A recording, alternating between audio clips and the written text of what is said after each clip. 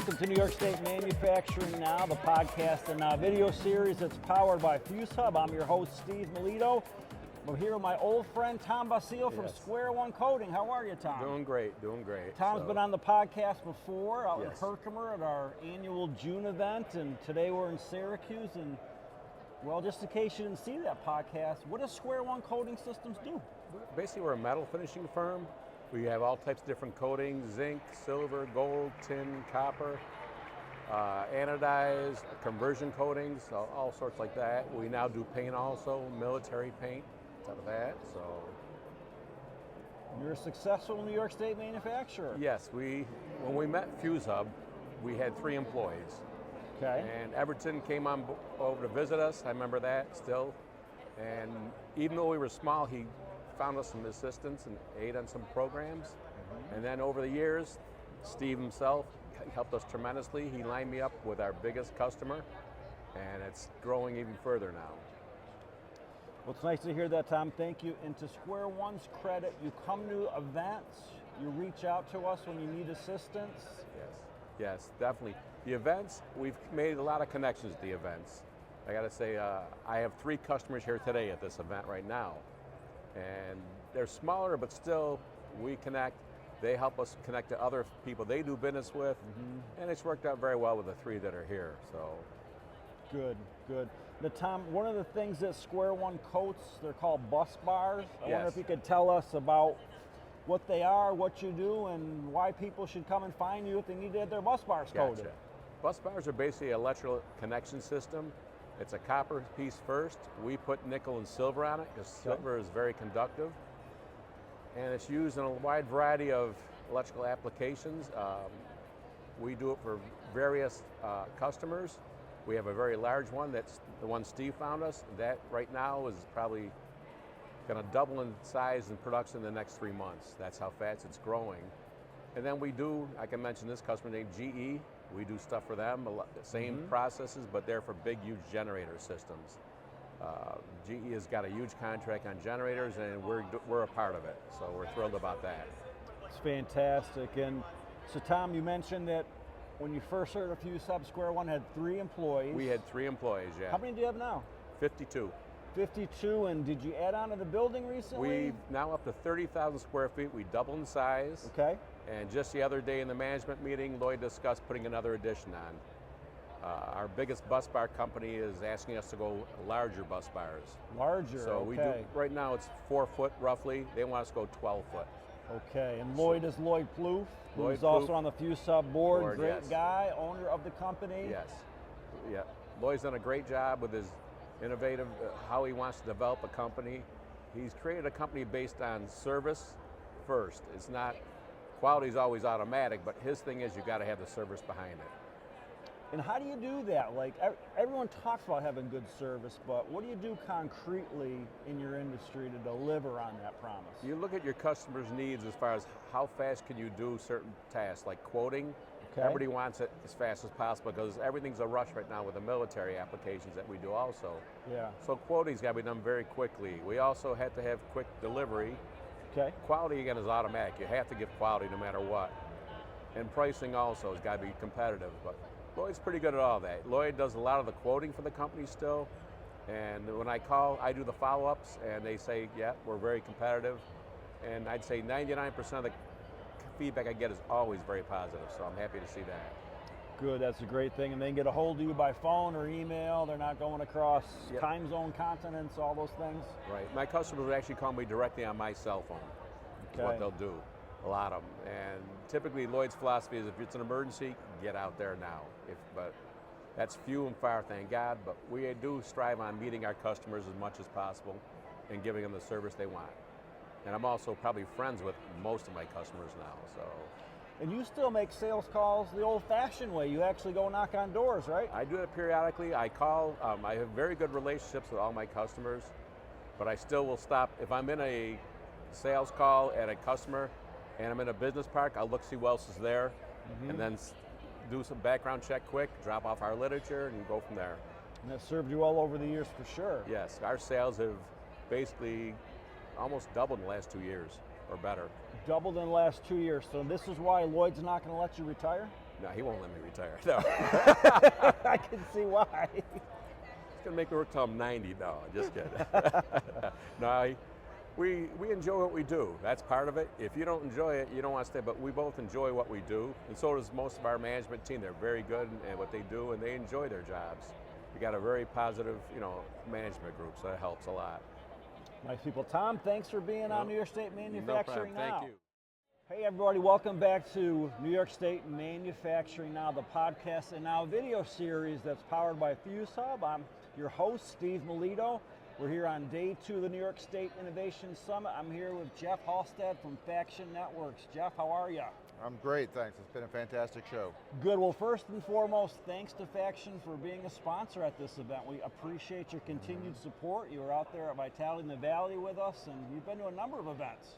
Yeah, no, FuzeHub is, when my co-founder is from Silicon Valley, San Jose. I'm from the East Coast, and when we came out here the first year, really last year to FuzeHub, it really changed the course of our company. We were more focused on the consumer kind of VPN market, and then we saw what you had here, and we also kind of talked to a lot of manufacturers and kind of realized there was really a crying need in the market in this area where because of FuzeHub, because of this innovation ecosystem ability to reach these customers, really felt that was the formula that we could be successful with and really have a much bigger impact with our product. Sure. So tell me about Faction Networks, the business. When did you get started? Who's involved? How long you been around? What's coming up next? Yeah, so it depends what date you're counting, but I'd say we first threw a little bit of money into the pot back in March of last year, started developing.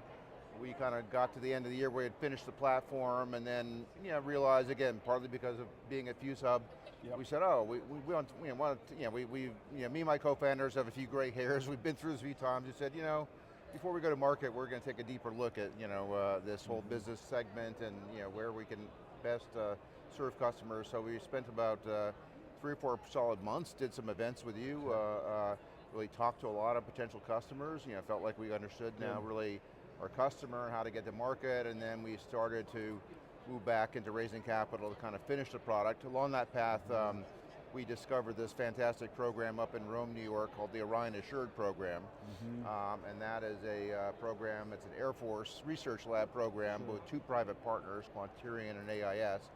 And specifically, its mandate is to vet cybersecurity technologies focused on IoT, Industry 4.0, smart cities, UAS, how to protect all these devices and systems, right? For accelerated adoption to the US Air Force, but also all of DoD, as well as really kind of giving things a stamp of approval, almost like an underwriter's lab, for commercial, because I think their vision's the same as ours, is that we've reached a stage with the internet where you need military-grade zero trust security for everybody. Like it is, when this thing breaks out with the kind of new age of hot cyber wars we're entering, right? They're going to come after your businesses and everything else, not really the military so much, right? So, and the military has been hardening itself for at least a decade, but that's not happened at all in the civilian sector. This is true. Let's talk about your technology. You mentioned protection. My understanding is the way that you protect is by taking devices off the internet. Is that right? So we call ourselves zero trust for the rest of us, right? So the quick story is, look, about a decade and a half ago, pretty much everybody in cybersecurity came to this one resounding conclusion that VPNs and firewalls, which were the dominant way of trying to protect ourselves from internet threats, were fundamentally, incurably, architecturally vulnerable, not suited for the way the internet evolved, and said, okay, we have to do something about this. They came up with something called zero trust networking, right? That was a bit, a step forward. Last decade, a whole bunch of unicorns were minted out of Silicon Valley. 2 problems. One was, okay, the only companies using this are enterprises because it's so damn complicated and expensive. And even in enterprises, they're only using it at the top levels, right? So basically the rest of the enterprise is still behind a VPN and a firewall. And then second was that they still, they're not really zero trust. They trust the cloud. They trust themselves, and we have now enough evidence to know that you cannot trust the cloud. You cannot build an architecture security based on any trust in the cloud. Like you have to basically assume that will be compromised, You have to assume your own company will be compromised, right? And that's where we started with Faction, was okay, we're going to start with those assumptions, because that's what we've seen, that's what's happening. Okay. Nobody else wants to talk about it, but that's what's actually real. That's what we face now, is the internet, cloud-based things. It's not the cloud is bad, the cloud is good. It's good for reliability, robustness, so on. Is a terrible security architecture. So we got to go back to how we network, and that's what Faction Networks did, was okay, let's create true zero trust networks that have no exposure to cloud, no exposure to us. When you create a Faction network, you create a network with your own keys, even we don't have visibility into it. We can orchestrate it, but you create it, you control it yourself. So that's the foundation, was a zero trust networking, then we could talk about kind of other things we added from there. Yeah, so part of your product is, I'm going to call it a box, you call it a pod, it's a hardware device. Yep. Do you think you'll make any part of that in New York State? Yeah, so I was talking about our zero trust journey, right? We kind of, I guess we're the fanatics, you want to call us that, but we said, we're going to take zero trust seriously, and it slowed us down coming to the market, but we kind of got to that final frontier where we said, wait, what about your open source software? So we were taking off-the-shelf sources. We have found 3 manufacturers that don't actually make routers in China, which is a huge problem I'll come back to. But okay, we found one in Lithuania, one in Texas, and one in Taiwan, but the problem is that every time I look on the TV, I see like warships circling Taiwan with their live fire drills about their invasion, right? So supply chain security here is a real issue, right? It's not like some theoretical thing.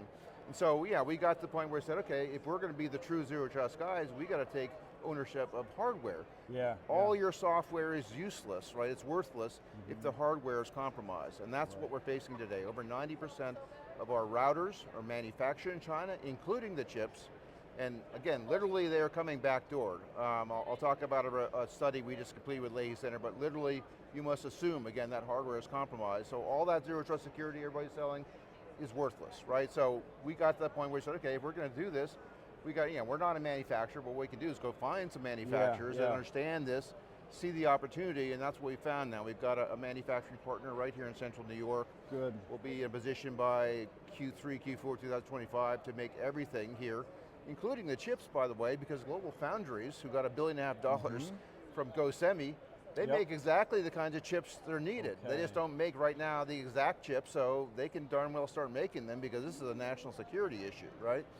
So yes, we're trying to be in a position so by the end of next year to have everything made in America, full supply chain, Orion assured, through the leading cybersecurity lab in the country, and then adding our proprietary zero trust technology inside. So we can really create the gold standard in a way that enables, finally, and I think the key thing about FactionWise is this focus on ease of use. So that it's actually something an average user, small business can deploy themselves and use and protect themselves.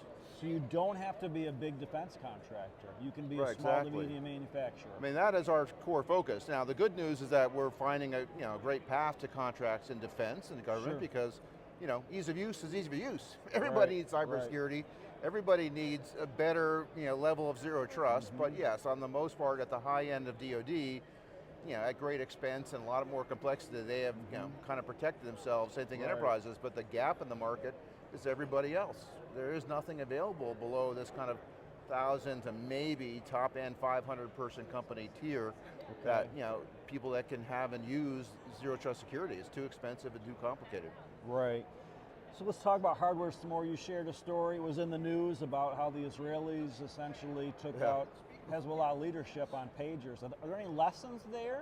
Yeah, so I guess the way I spoke about that was that, that's a perfect, very visceral illustration of supply chain risk, right? I mean, that is like, you need to understand that's what we're talking about. Now, I don't think there'll be exploding routers. I can't guarantee there won't be. Right. But I do think that the cyber equivalent is what we all need to be worried about. I mean, literally, we just, so we took 5 Chinese-made, top popular brand routers, and we apply a software process to turn them into what we call pod, which is this router, but it can only connect to one network in the world, your Faction network, right? But that was more testing, software process, da-da-da-da. But we said, of course, we're not going to use these, we found other sources, but we sent those routers then to the Leahy Center in Burlington, which does a chip-off analysis for the FBI, Secret Service, NSA. They're always looking at consumer devices to understand like what's underneath there. I just got the report back like 3 days ago, And of those routers, you know, all of them had over 60 CVEs, critical vulnerabilities. Okay. 3 of them had, you know, at least 7 that were what we call level 9 or 10, so remotely exploitable. So that means it doesn't matter. Again, it doesn't matter what software you have on top. Underneath you, in the chipset, in the board, you have remotely exploitable vulnerabilities, right?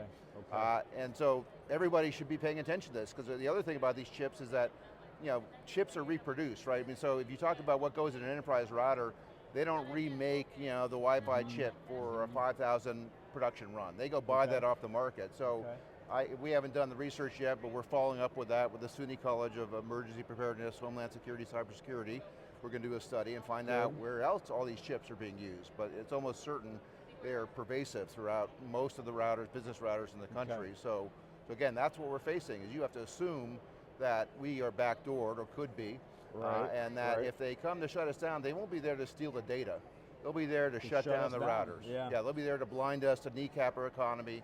There'll be no routers available anyplace else. You know, the chips and everything's made in China. You can't replace it.